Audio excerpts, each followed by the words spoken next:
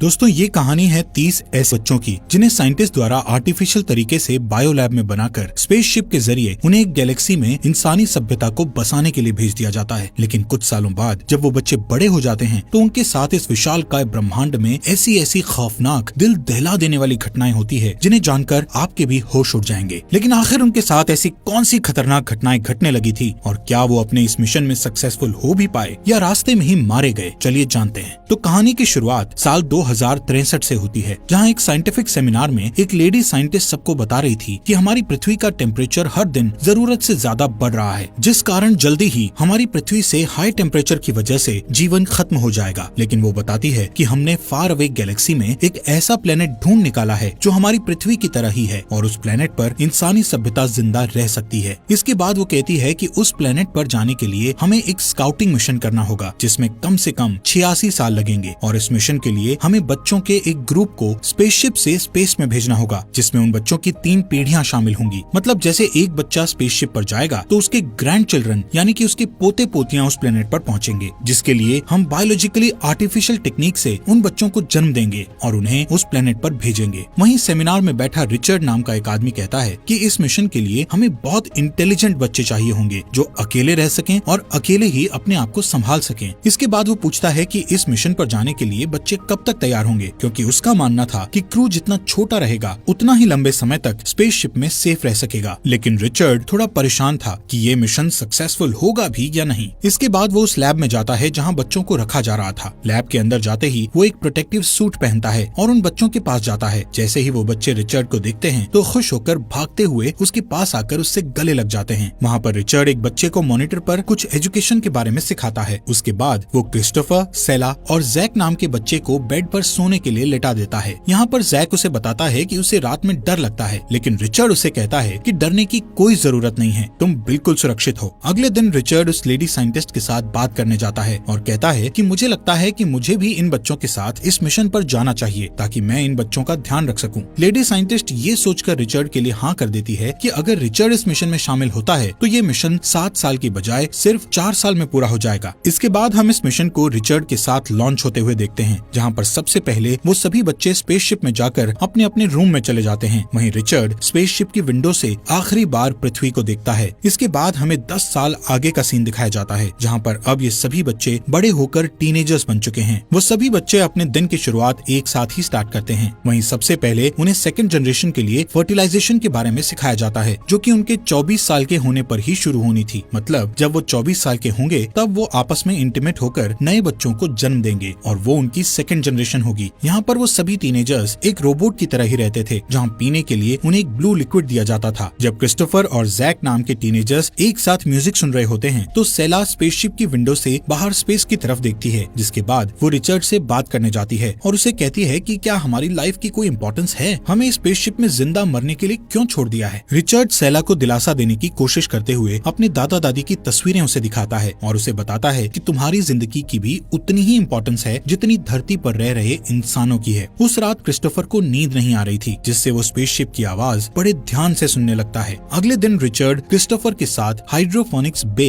यानी कि जहाँ पर वो पौधों की खेती करते थे वहाँ पौधों की चेकिंग करने जाता है, जहाँ क्रिस्टोफर को स्क्रीन पर पानी में कुछ टॉक्सिक केमिकल होने का अलर्ट मैसेज दिखाई देता है। वो रिचर्ड से पूछता है कि ये किस तरह का टॉक्सिक केमिकल है जिसको पीने के बाद भी वो केमिकल उनके यूरिन यानी पेशाब से नहीं मिलता। क्रिस्टोफर पूछता है कि क्या ये कोई टॉक्सिक लिक्विड है, लेकिन रिचर्ड उसके क्वेश्चन को इग्नोर कर देता है। कुछ देर बाद क्रिस्टोफर अपने दोस्त जैक को उस केमिकल के बारे में पूछता है जिसका नाम T56J था। वो जैक को स्क्रीन पर उस केमिकल को दिखाता है, लेकिन उन्हें उस केमिकल के बारे में कुछ भी नहीं पता चलता। उस रात वो दोनों अपने रूम से बाहर निकलकर उस केमिकल के बारे में पता लगाने की कोशिश करते हैं कि आखिर वो केमिकल किस काम के लिए यूज किया जा रहा था। यहाँ पर क्रिस्टोफर स्पेसशिप के मेन कंप्यूटर को हैक करके उस केमिकल के बारे में सारी इन्फॉर्मेशन को निकाल लेता है। तब उन्हें पता चलता है कि ये केमिकल दरअसल उन्हें पानी में मिलाकर पिलाया जा रहा है, जो कि इंसानों की पर्सनालिटी और ह्यूमन हार्मोन्स को उभरने नहीं दे रहा। मतलब कि उन सभी में फिजिकल इंटीमेसी के लिए जो हार्मोन्स डेवलप होने चाहिए उन हार्मोन्स को एक्टिव नहीं होने दे रहा। इस केमिकल की वजह से वो सभी टीनेजर्स आलसी रहा करते थे और उनमें आपस में दोस्ती, प्यार, इंसानियत ऐसे किसी भी तरह के इमोशंस नहीं थे। बस हर रोज उठो, रोबोट्स की तरह अपने काम खत्म करो और फिर अपने रूम में जाकर सो जाओ। ये सब जानने के बाद क्रिस्टोफर और जैक दोनों ही वो ब्लू लिक्विड पीना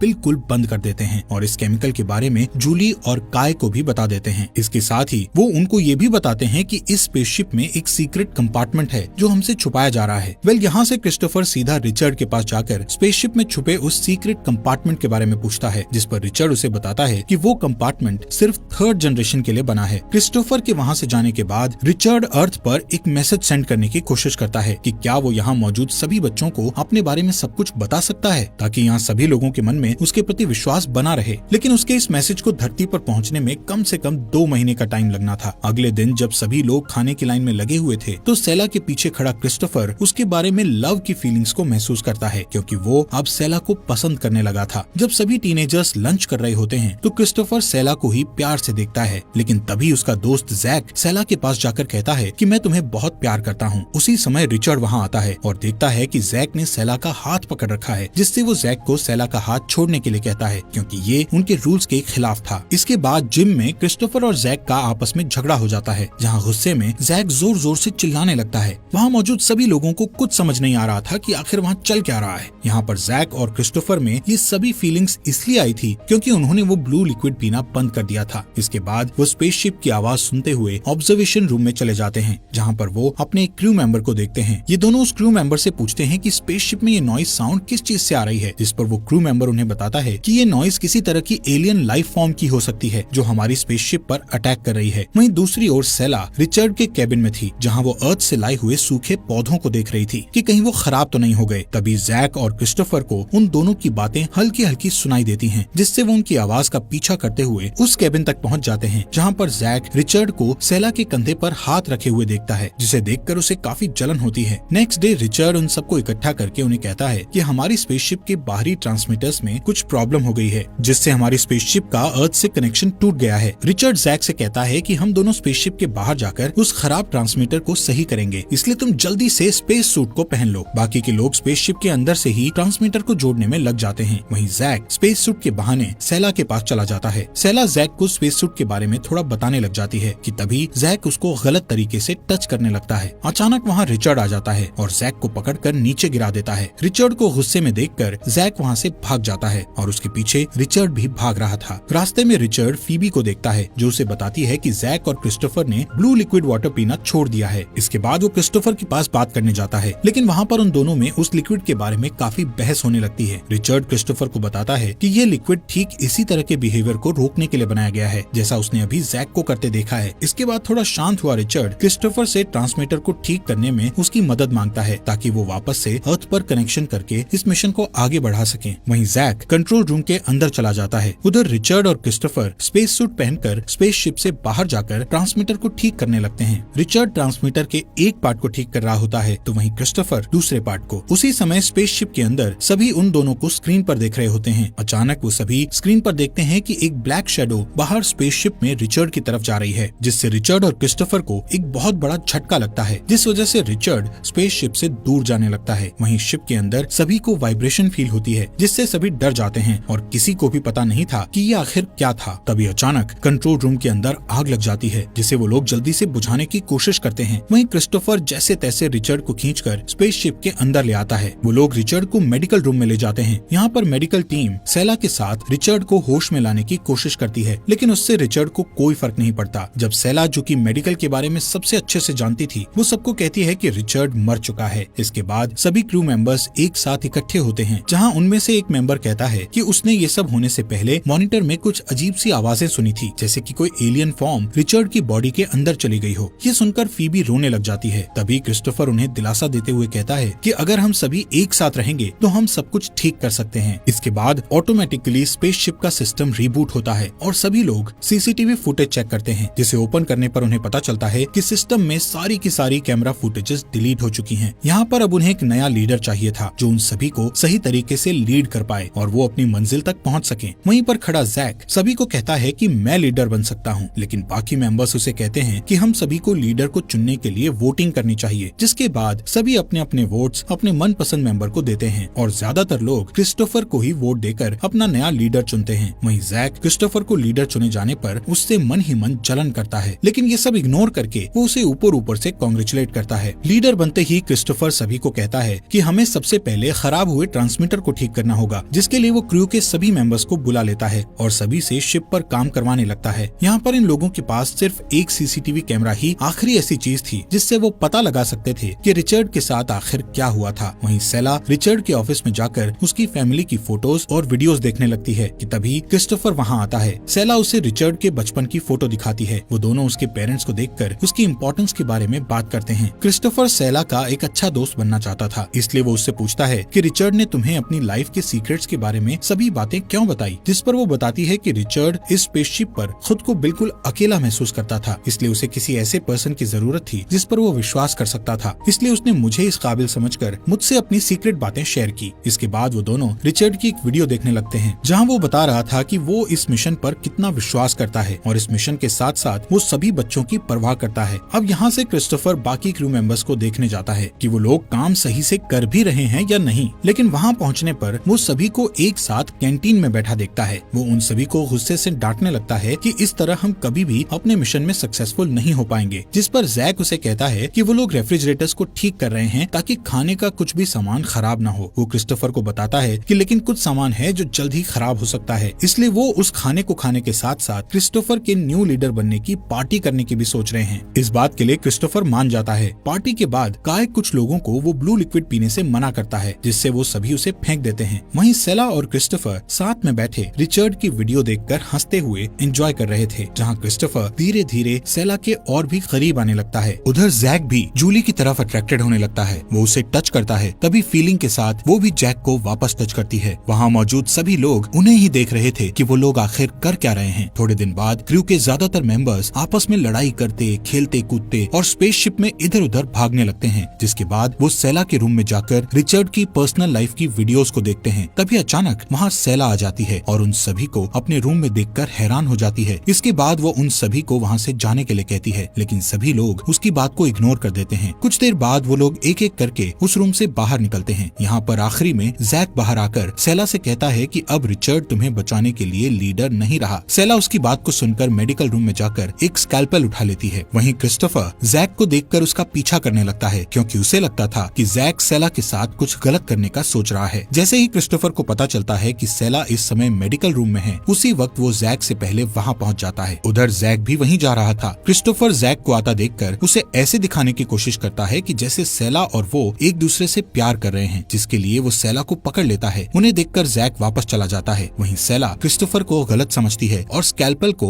उसकी ओर पॉइंट करती है, लेकिन जब वो उसे समझाता है कि वो यहाँ सिर्फ उसकी मदद करने आया था, तो वो कहती है कि तुम्हें मेरी मदद करने से पहले बाकी क्रू मेंबर्स की मदद करनी चाहिए, क्योंकि वो लोग पूरी तरह से बेकाबू हो रहे हैं। इसके बाद क्रिस्टोफर वहाँ से चला जाता है। बाहर वो जैक को ढूंढकर उसे सेला से दूर रहने के लिए कहता है। तभी अचानक उन्हें फिर से स्पेसशिप में कुछ अजीब आवाज आने लगती है, जिससे वो चारों तरफ उस आवाज का पीछा करते हैं। आवाज का पीछा करते वक्त अचानक काय की नजर एक रूम में पड़ती है, जहाँ पर जूली एक क्रू मेंबर के साथ इंटीमेट हो रही थी। ये देखकर काय गुस्से से भर जाता है और उस लड़के को बुरी तरह से मारने लगता है, जिससे उन दोनों में फाइट हो जाती है। इसके कुछ घंटों बाद कैंटीन में क्रिस्टोफर सभी लोगों से अच्छे से पेश आने की कोशिश कर रहा था, लेकिन कोई भी उसकी बात को सीरियसली नहीं लेता। तभी अचानक वो लड़का पीछे से आकर काय पर एक लोहे की रॉड से अटैक कर देता है, जिससे क्रिस्टोफर तुरंत उसे मारकर रोकता है। जिसके बाद वो सभी के सामने उन दोनों को समझाता है कि उन्हें लड़ाई नहीं करनी चाहिए, बल्कि उन्हें अपने मिशन पर ध्यान देना चाहिए। यहाँ पर जैक कहता है कि हम सभी शायद ही इस मिशन को पूरा कर पाएंगे। ये सुनकर सभी सोचने लगते हैं कि अब उन्हें काम करना बंद कर देना चाहिए, क्योंकि वो इस मिशन को कंप्लीट नहीं कर पाएंगे। लेकिन क्रिस्टोफर कहता है कि इस मिशन को उनके ग्रैंड चिल्ड्रन यानी पोते पूरा करेंगे। तभी क्रू में से एक कहता है कि हमें कंट्रोल रूम में काम नहीं करना चाहिए, क्योंकि वहाँ एलियंस हो सकते हैं और उन्होंने रिचर्ड को मार डाला है, ऐसे ही वो हम सभी को भी मार डालेंगे। वो ये भी कहता है कि क्रिस्टोफर ही उन एलियंस को यहाँ पर रिचर्ड की बॉडी के साथ लेकर आया है, जिस पर फीबी कहती है सबसे पहले उन्हें सीसीटीवी कैमरास को ठीक करना चाहिए, ताकि वो सिस्टम में देख सकें कि रिचर्ड के साथ आखिर क्या हुआ था। लेकिन जैक उनकी बातों को काटता हुआ कहता है कि क्रिस्टोफर बिल्कुल भी अच्छा लीडर साबित नहीं हो रहा है और अब मुझे लगता है कि मुझे खुद ही इस स्पेसशिप को लीड करना चाहिए। वो सभी को बताता है कि अगर उन पर दोबारा एलियंस ने अटैक किया तो हम सभी साथ मिलकर उनका सामना करेंगे। ये सुनकर क्रू के बहुत सारे मेंबर्स उसके ग्रुप में चले जाते हैं, लेकिन अभी भी कई लोग क्रिस्टोफर के ग्रुप में रह जाते हैं। क्रिस्टोफर डरा हुआ अपने ग्रुप के साथ कंट्रोल रूम में चला जाता है, क्योंकि उसे लगता था कि वहाँ सच में एलियंस हो सकते हैं और वो उन एलियंस को खत्म करके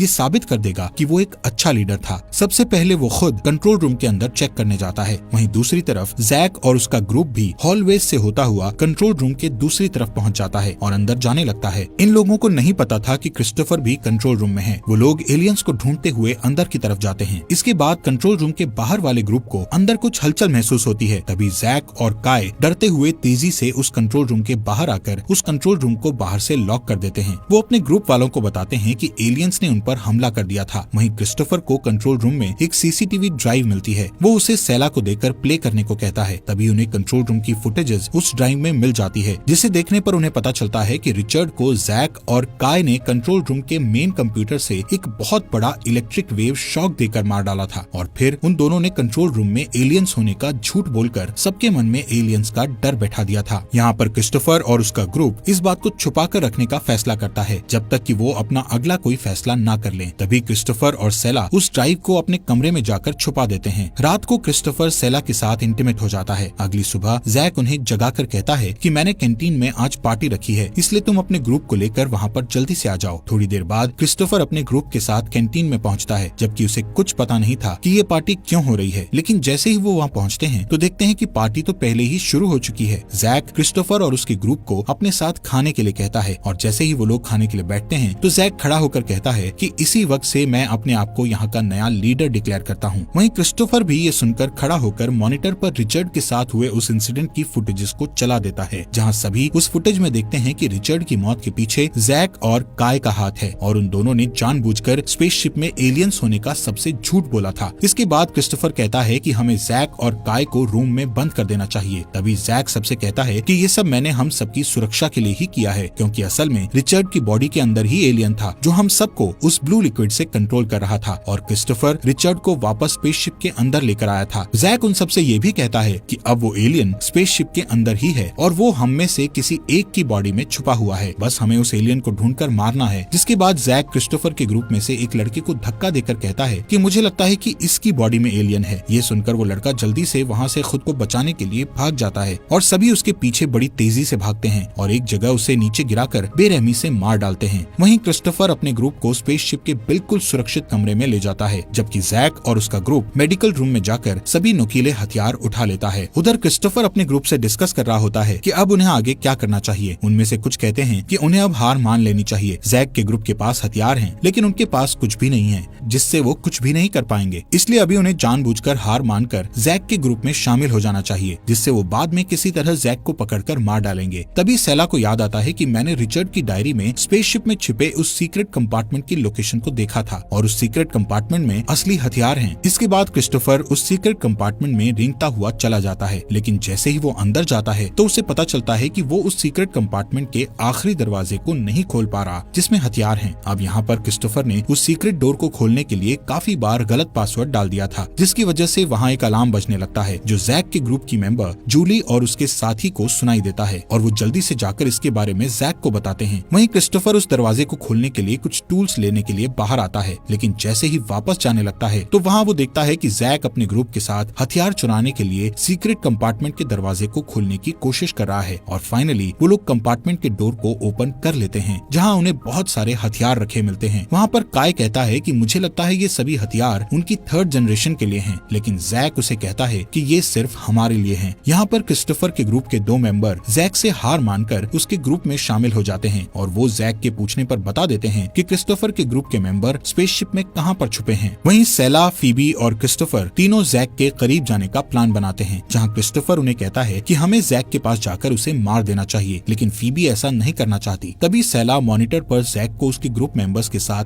वहाँ पर उन्हें मारने के लिए आते हुए देखती है। वहीं काय उनके रूम की लाइट कट कर देता है और वो लोग उनके रूम तक पहुँच जाते हैं। यहाँ पर सेला अपने ग्रुप वालों को उनसे लड़ने से मना करती है, क्योंकि जैक के ग्रुप ने उन पर अटैक करके उन्हें पकड़ लिया था। जिसके बाद सेला जैक से बात करने की कोशिश करती हुई कहती है कि मैं भी तुम्हारे ग्रुप को ज्वाइन करना चाहती हूँ, लेकिन वो लोग उस पर हंसते हैं और जैक उसे कहता है कि हम तुम्हें अपने ग्रुप में नहीं लेना चाहते, जिस पर फीबी उन्हें कहती है कि तुम सब लोग पागल हो गए हो। वो कहती है कि उन्हें ये सब नहीं करना चाहिए और सिर्फ अपने मिशन पर ध्यान देना चाहिए, लेकिन जैक के सभी मेंबर्स उसे चुप रहने के लिए कहते हैं और जब फीबी उसके बाद भी चुप नहीं करती तो गुस्से में काय फीबी को गोली मार देता है, जिससे वो तुरंत मर जाती है। ये देखकर सभी हैरान रह जाते हैं। तभी जैक अपने मेंबर्स को कहता है कि तुमने देखा कि इन हथियारों से हम क्या कर सकते हैं। तभी जैक क्रिस्टोफर की तरफ गन पॉइंट करके उस पर शूट करता है, लेकिन तभी वो सेला के साथ भाग जाता है। इसके बाद जैक और बाकी लोग उनका पीछा करने लगते हैं। वहीं क्रिस्टोफर सेला के साथ एक वेंटिलेशन की जगह में छुप जाता है लेकिन उनका पीछा करते जैक को पता चल जाता है कि वो लोग कहाँ छुपे हैं, तो वो वेंटिलेशन पोर्शंस के अंदर गोलियां चलाने लग जाते हैं। तभी जूली उसे बताती है कि उसे ऐसा नहीं करना चाहिए क्योंकि वो उनकी फूड सप्लाई को खराब कर रहा है। वहीं जैक और सेला दूसरी तरफ से वेंटिलेशन से बाहर निकलकर भाग जाते हैं। भागते हुए अचानक उन पर कोई गोली चला देता है, जिसके बाद वो एक रूम में घुसकर वहाँ जल्दी से हथियार ढूंढने लगते हैं। तभी क्रिस्टोफर को एक फायर एक्सटिंग्विशर मिलता है और जैसे ही वहाँ कोई आता है तो क्रिस्टोफर उसके सर पर फायर एक्सटिंग्विशर मारता है और तभी सेला उसको बेहोश कर देती है और वो उसे मार डालते हैं। उसी वक्त जैक उन्हें भागते देखकर उन पर अंधाधुंध गोलियां चलाने लगता है, लेकिन इस बार भी वो दोनों उससे बचकर भाग जाते हैं। भागते भागते वो दोनों एक एयरलॉक रूम में घुस जाते हैं। तभी क्रिस्टोफर सेला को जल्दी से स्पेस सूट पहनने के लिए कहता है और एयरलॉक की खिड़कियों को अच्छे से कवर कर देता है और खुद भी स्पेस सूट पहन लेता है। इसके बाद जैसे ही बाहर जैक उस एयरलॉक का दरवाजा खोलने के लिए उस पर फायरिंग करता है तो दरवाजे के साथ साथ एयरलॉक का हैच भी खुल जाता है और जैक के साथ साथ सारी चीजें बाहर स्पेस की ओर बहुत ही तेजी से खींची चली जाती है। तभी वो सेला को जोर से पकड़ लेता है और हैच को बंद करने के बाद उससे लड़ता हुआ उसे चाकू मार देता है। ये देखकर क्रिस्टोफर उसे हैच के बाहर स्पेस में धकेलने लगता है, लेकिन उनकी इस लड़ाई के चलते वो खुद ही स्पेस में खिंचा चला जाता है। वहाँ जैक क्रिस्टोफर के स्पेस में जाते ही हैच को बंद करने की कोशिश करता है, लेकिन तभी सेला अपनी पूरी ताकत लगाकर उसे बाहर की ओर जोर से धक्का देकर उसे भी स्पेस में फेंक देती है। तभी वो बाहर स्पेस में क्रिस्टोफर को बड़े दुखी मन से ढूंढते हुए देखने लगती है कि अचानक उसे क्रिस्टोफर स्पेसशिप के कोने को पकड़े हुए दिखता है। जैसे तैसे वो दोनों स्पेसशिप के अंदर आ जाते हैं और सभी को बताते हैं कि जैक अब नहीं रहा। ये सुनकर सभी अपने हथियार नीचे कर लेते हैं। इसके कुछ दिनों बाद जब सभी क्रू मेंबर्स कैंटीन में लंच कर रहे होते हैं तो सेला क्रिस्टोफर से पूछती है कि मैं इस बात पर कैसे विश्वास करूं कि ऐसा कभी दोबारा नहीं होगा। इसके बाद वो फिर से रिचर्ड की एक वीडियो को देखने लगते हैं जिसमें वो बता रहा था कि ये मिशन चाहे बुरा हो या अच्छा, इससे ये साबित होता है कि ह्यूमन बीइंग को अभी बचाना कितना जरूरी है। कुछ दिन बाद स्पेसशिप में फिर से लीडर के लिए वोटिंग होती है, जहाँ क्रू इस बार सेला को अपना लीडर चुनता है। इसके बाद सेला धरती पर भेजने के लिए एक वीडियो रिकॉर्ड करती है जिसमें वो कहती है कि अब से वो हर उस चीज के लिए वोटिंग करेंगे जो भी उनके लिए जरूरी होगी। वहीं सभी क्रू मेंबर्स अभी भी स्पेसशिप की रिपेयरिंग में लगे हुए थे और सभी एक साथ में बिल्कुल खुश होते हैं। कुछ महीनों बाद सेला क्रिस्टोफर के बच्चे को जन्म देती है और ऐसे ही सभी क्रू मेंबर्स ने अपने अपने पार्टनर को चुनकर अपनी जनरेशन को आगे बढ़ा लिया था, जिससे अब स्पेसशिप में कई सारे बच्चे दिखने लगे थे। ऐसे ही उन्हें अपने मिशन पर कई साल बीत जाते हैं और वो बच्चे इसी स्पेसशिप पर वैसे ही बड़े होते हैं जैसे उनकी फर्स्ट जनरेशन बड़ी हुई थी। अब इस मिशन को शुरू हुए 86 साल बीत चुके थे और आखिरकार वो उस प्लेनेट पर पहुंच जाते हैं जहाँ पर उन्हें अब इंसानी सभ्यता को बसाना था। यहाँ पर फर्स्ट जनरेशन और उनके बच्चे एक साथ स्पेसशिप की विंडो से उस प्लेनेट को देखते हैं। दोस्तों, आपके अपने YouTube channel Fox Explainer Hindi को सब्सक्राइब करना मत भूलना।